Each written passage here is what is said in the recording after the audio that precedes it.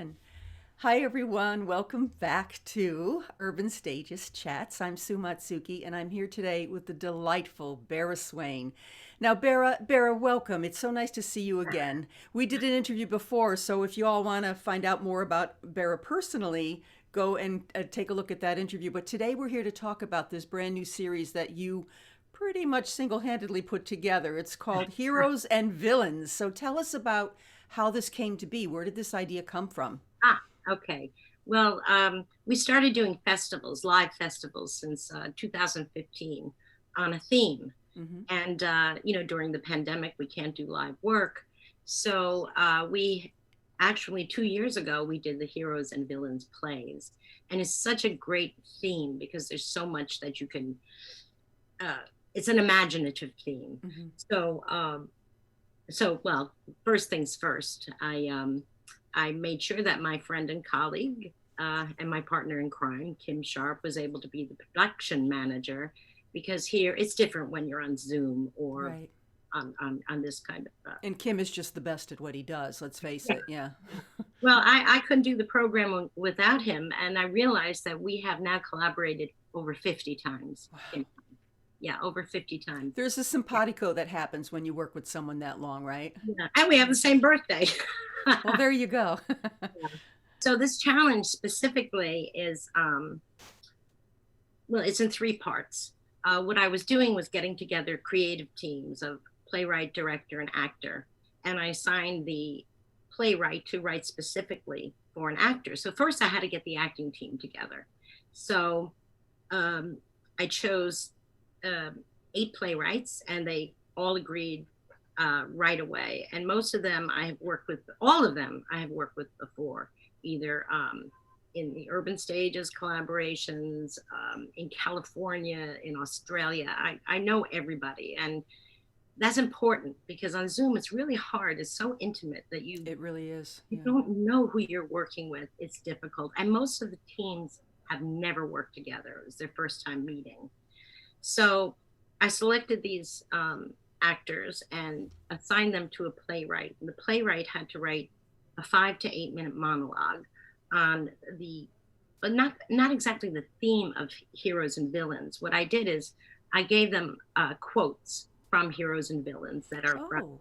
fiction, from historical, fictional, cartoon characters, and they had to choose a quote as a springboard to write the monologue. If they had a character in the monologue, they get extra credit. But I provided them 100 quotes because I am an overachiever. Because I that's noticed the way that, you are. yeah, I Yes. noticed that the quotes that were used as a springboard were really from the first 20. Hmm.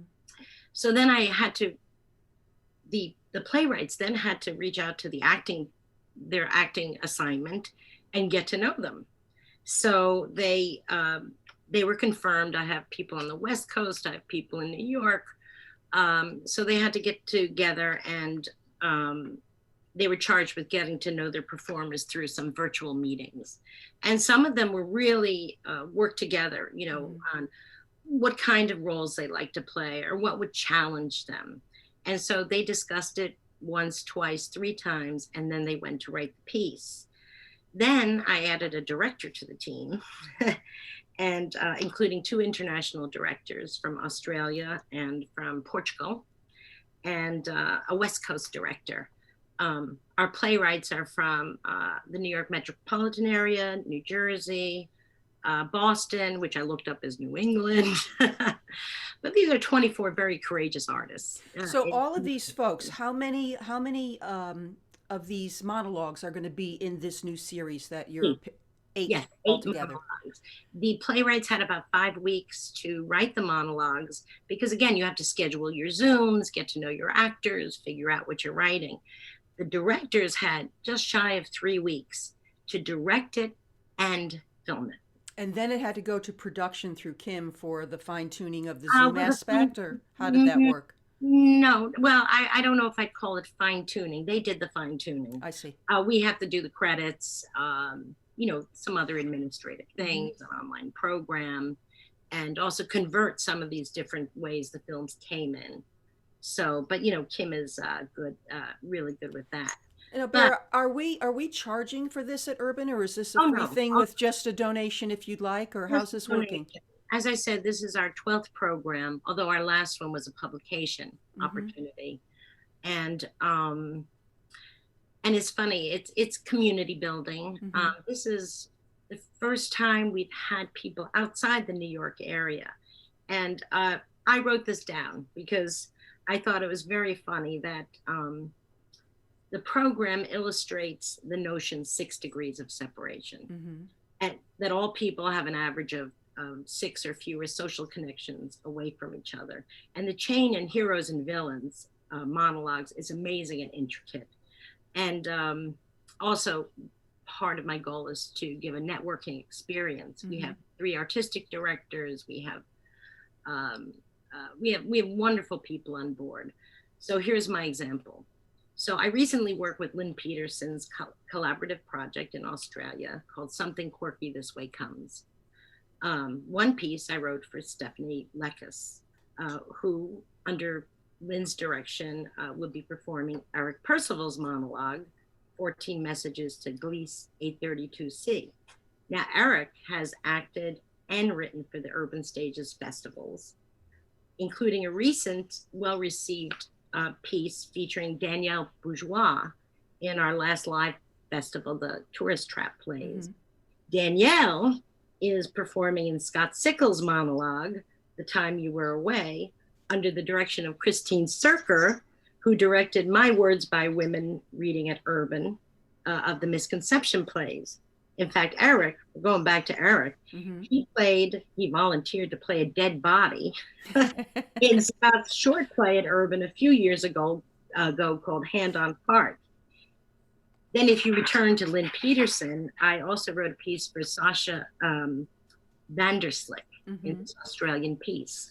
And she was born in Australia and now lives on the West Coast. Sasha recently co-produced a festival at the group Rep in LA and performed a 10-minute play of mine called Unfathomable. And actually, her program won the Broadway World's Regional 2020 Award for Top Streaming Production. So I paired Sasha with John Minigan from Boston. He's had a couple of readings at Urban Stages. And he authored Lois Returns under the direction of another Bay Area director, Christian Haynes, who directed You Might As Well for another theater starring who? Danielle Bourgeois. So you've created this amazing family, Yeah, and somehow, I mean, with all these bells and whistles and all this organization, you managed to put up these beautiful ongoing series, challenging people to go outside of the box. Tell me, what are the names of the 8 productions going up in this series that's coming up? okay. We have 14 Messages to Gliese 832C Mm-hmm. by Eric Percival, The Time You Were There by Scott Sickles, Lois Returns by John Minigan, Miss Kimmy's Kitchen by Frank Tangretti, Eleanor Roosevelt's Pudding by Ruth Samoita, and Hashtag Dateable by Catherine Weingarten, A Wonderful Stroke of Luck by Jenny Lynn Bader, and American Dream by Sandra Daly. So, people, all of you out there watching this little ad of what's to come can just scroll down and watch all of these interviews with the playwrights, with some directors, with some of the actors that Bara has lined up for me to talk to over the next couple of days. So they'll all be up right below this interview. So please watch each one of them, and please join us and come see this incredible series.